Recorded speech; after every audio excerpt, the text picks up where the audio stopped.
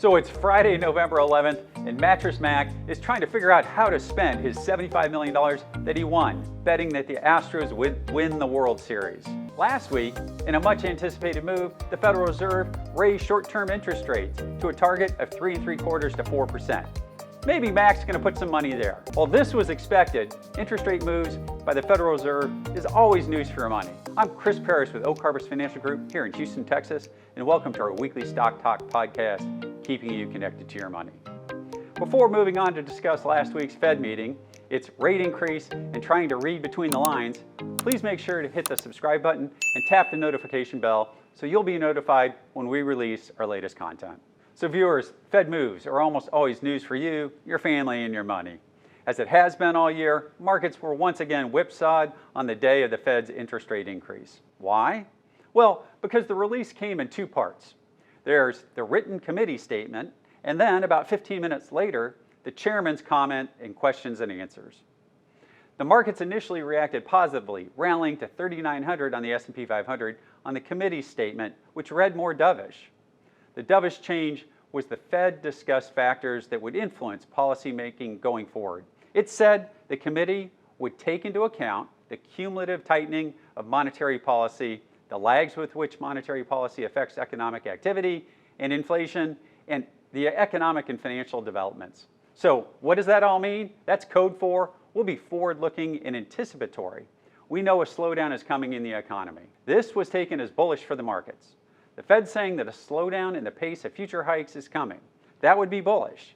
They alluded to future rate hikes being smaller than the last four consecutive 0.75 percentage point rate increases. And then Jerome Powell took the stand and started talking, started answering questions, and the S&P 500 dropped to 3760 in a straight line over the last 60 minutes of trading as computers took over trading with no other markets open in the world. What did he say that the markets didn't like? Well, he alluded to this likely being the beginning of the slowdown in rate increases, but he said that incoming data since the last meeting suggests that the ultimate level of interest rates will be higher than previously expected, meaning that the terminal rate for interest rates needs to end closer to 5% than the previously thought 4.5%. From Jerome Powell's comments, you would conclude the Fed should tighten more than they would otherwise so they can take out some insurance.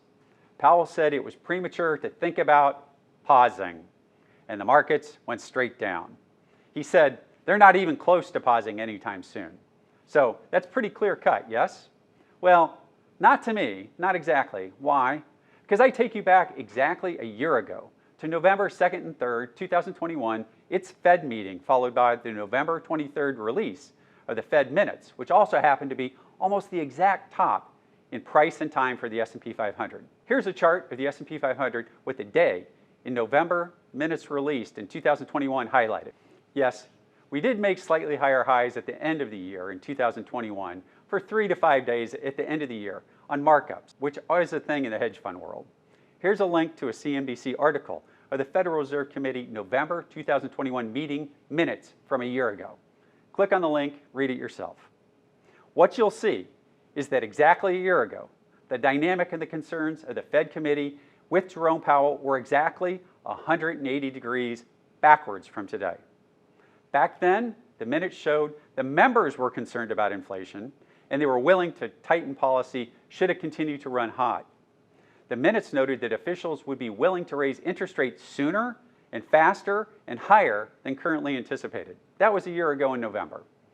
And what did Jerome Powell's speech emphasize back then in early November of 2021? During the questions and answers, he emphasized employment and only employment. He had almost zero concern about inflation.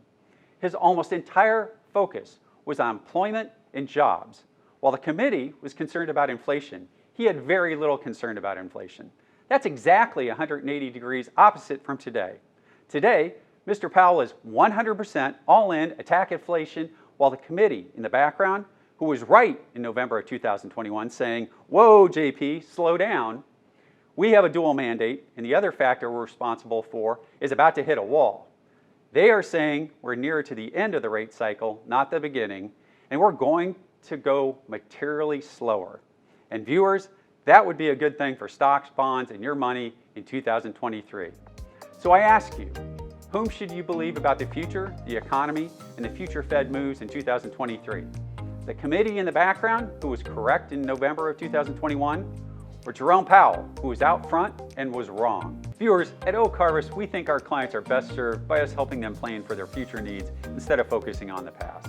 The future in the markets is always uncertain. And that's why our advisors and retirement planning teams plan for your retirement needs first and your greed second. Give us a call here to speak to an advisor and let us help you craft a financial plan that helps you meet your retirement goals. Call us here at 877-896-0040 and schedule an advisor consultation. The initial one is free. We're here to help you on your financial journey into and through your retirement years. I'm Chris Paris, and for the whole team here at Oak Harvest, have a blessed weekend.